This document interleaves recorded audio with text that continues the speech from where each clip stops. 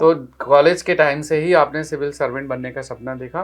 तो सबसे पहले जब आपने जर्नी स्टार्ट की तो कॉलेज के टाइम से क्या कुछ एनसीईआरटी बुक्स पढ़ना शुरू कर दी? मैंने जब ग्रेजुएशन कर रही थी तो मैंने सेकेंड ईयर से एक थॉट बनाया था कि मुझे सिविल सर्विसेज में अपना करियर बनाना है, क्योंकि सेकेंड ईयर में मुझे समझ आ गया था कि जो इंजीनियरिंग जॉब है, आईटी सेक्टर है, वो मेरा डोमेन नहीं था। ग्रेजुएशन के बाद this was your third attempt. Yes, sir. और पिछले अटेम्प्ट में भी आपने एग्जाम लिखा, तो क्या डिफरेंस रहा इस बार की परफॉर्मेंस और पिछले परफॉर्मेंस में? ऐसा कौन सा वो फैक्टर था कि आपकी रैंक बहुत अच्छी आई?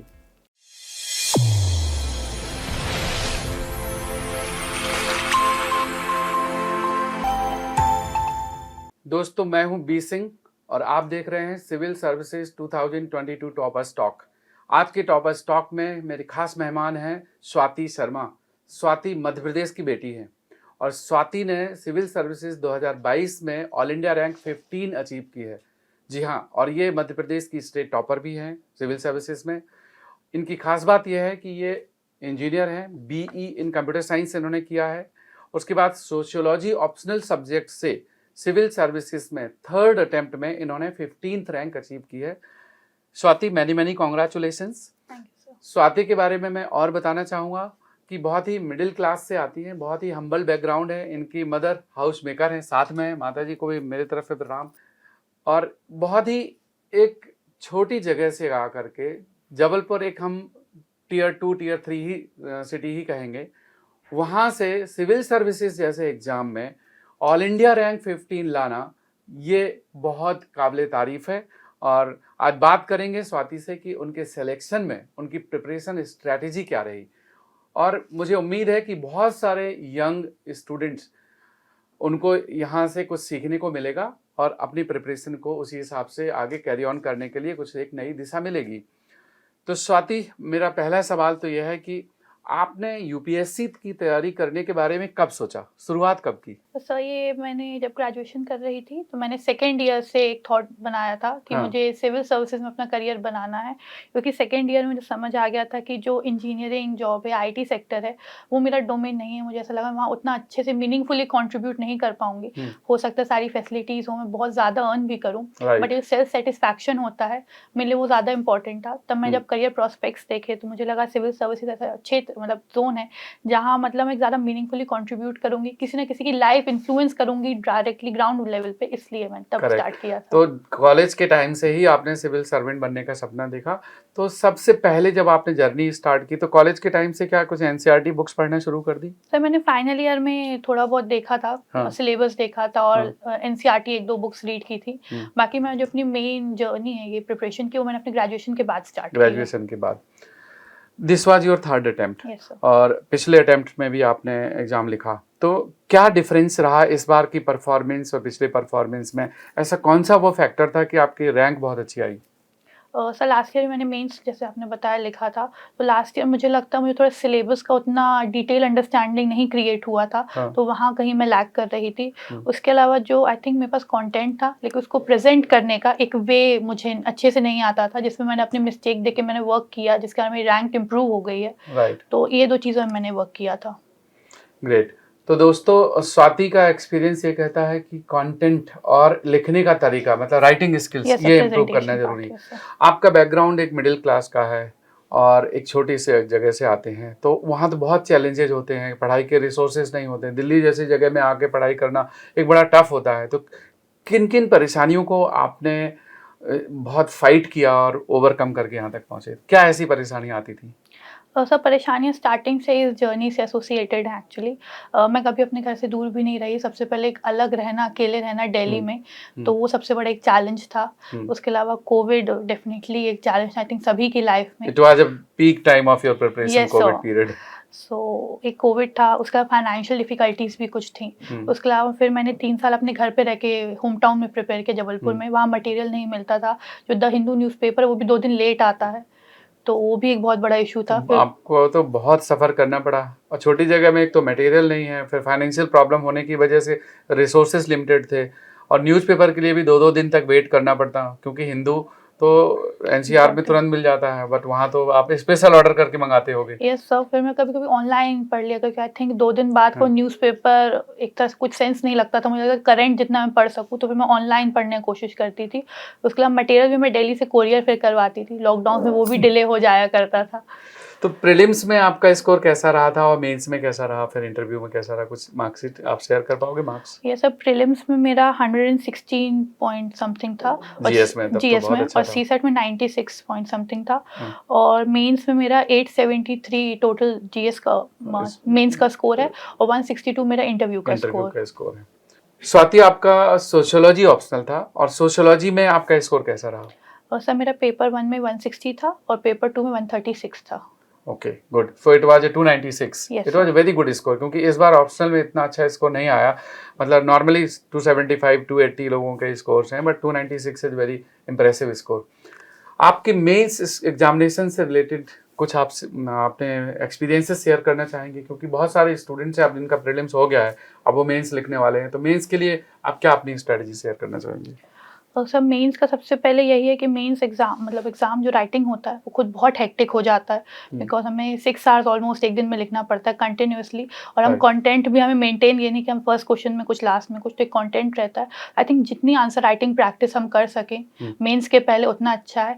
आई थिंक जिन भी स्टूडेंट्स को लग रहा है, जब उन्होंने मार्क्स चेक किए होंगे एक तरह से डिफरेंट आंसर की से, कि उनका प्रीलिम्स निकलेगा, आई थिंक अभी से आप आंसर राइटिंग प्रैक्टिस स्टार्ट कर दीजिए। डिले रिजल्ट का आई थिंक वेट मत करिए, तो एक प्रैक्टिस वहाँ से आंसर राइटिंग की। उसके अलावा जब हम न्यूज़पेपर पढ़ते हैं तो कुछ कुछ एडिटोरियल में बहुत अच्छी अच्छी लाइंस होती हैं जो हम डायरेक्ट अपने आंसर में कोट कर सकते हैं, तो आप कहीं अलग से उनको लिख लीजिए। उसके बाद जो फैक्ट्स होते हैं, कुछ रिपोर्ट्स आती हैं, वो आपको अच्छे से याद होना चाहिए। आई थिंक वो इंट्रोडक्शन पार्ट में काफ़ी हेल्पफुल होती है, एक वे दे देती हैं आपके आंसर को। तो ये कुछ चीज़ें हैं। बाकी कंसिस्टेंसी ज़रूर एक चीज़ है कि आप रोज़ पढ़िए और अच्छे से पढ़िए। इस प्रोसेस ऑफ प्रिपरेशन में कई बार अप्स एंड डाउन्स आते हैं, कभी डिसअपॉइंटमेंट होता है, कभी डिप्रेशन भी आता है कई बच्चों को, तो आप अपनी मेंटल हेल्थ को कैसे मोटिवेट रख पाई? आई थिंक सर यूपीएससी एक एग्ज़ाम के अलग पूरी की पूरी जर्नी है। 1 साल का एग्ज़ाम है, फिर प्रिपरेशन की ईयर्स अलग होते हैं। मेंटल हेल्थ बहुत इंपॉर्टेंट होती है, आई थिंक बहुत नेग्लेक्टेड है हमारे सोसाइटी में। कई लोग इस पर ज़्यादा ध्यान नहीं देते हैं। वो फिजिकल हेल्थ पे भी दे लें तो, लेकिन मेंटल हेल्थ में कोई ध्यान नहीं देते। आई थिंक वो यूपीएससी के लिए फिजिकल से ज़्यादा मेंटल हेल्थ इंपॉर्टेंट है। तो उसके लिए आई थिंक सर हमें एग्ज़ाम को या प्रिपरेशन को बर्डन की बजाय उस प्रिपरेशन को एक तरह से एंजॉय करना चाहिए, और खुद पे हार्ड नहीं होना चाहिए कि बिल्कुल 18 घंटे पढ़ रहे हैं। एक कुछ मी टाइम जो होता है वो अपने लिए निकाले, जो आपकी हॉबीज़ हैं, जो आपको अच्छा लगता है, चाहे वो फैमिली से बात करना हो, सिंगिंग हो, गाने सुनना हो, आप दिन में 1 घंटा, आधा घंटा, जितना आपको लगे अपने आप को रिफ्रेश रखिए। आप जितना बर्डन करेंगे उतना डिफिकल्टी होगी। चाहे हॉबी एंजॉय कर लो, चाहे योगा कर लो, चाहे मेडिटेशन कर लो, एनीथिंग। आपके ब्रदर भी यहाँ हैं, आपको उम्मीद थी कि आपकी सिस्टर की इतनी अच्छी रैंक आने वाली है? आप ले लीजिए माइक। जी सर, बिल्कुल उम्मीद थी हमको। हाँ, तो इनको पढ़ते हुए कैसे देखते थे आप? कितने घंटे पढ़ती थी ये? नहीं सर, बहुत हार्ड वर्क उसने किया है। दिन में 5 बजे सुबह से उठ के 12 घंटे, 14 घंटे 12 हार्ड वर्क उन्होंने बहुत किया है। हाँ, तो आपके लिए तो इन्होंने बड़ी मिसाल कायम कर दी। अब आपको भी ऐसे ही बनना पड़ेगा। जी सर, जी सर। चलिए, बहुत बहुत शुभकामनाएं। आप भी, ईश्वर आपको इतना सक्षम बनाए और आप भी ऐसा ही एग्जाम क्रैक करें। आपकी बेटी आपका गर्व है, और पूरा मध्य प्रदेश इनके ऊपर गर्व करेगा। और छोटी जगह से कठिन परिस्थितियों में आकर के पढ़ाई कर पाना बड़ा मुश्किल होता है। तो आपको क्या लगता है कि जो बच्चे इस तक पहुंचे हैं, तो उसमें पेरेंट्स को कैसी कैसी परेशानियों का सामना करना पड़ा?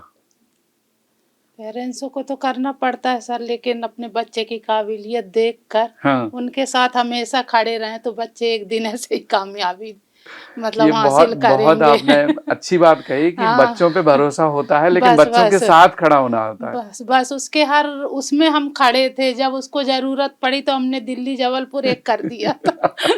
हम पहुंचाते थे। ये तो बहुत अच्छी बात कही।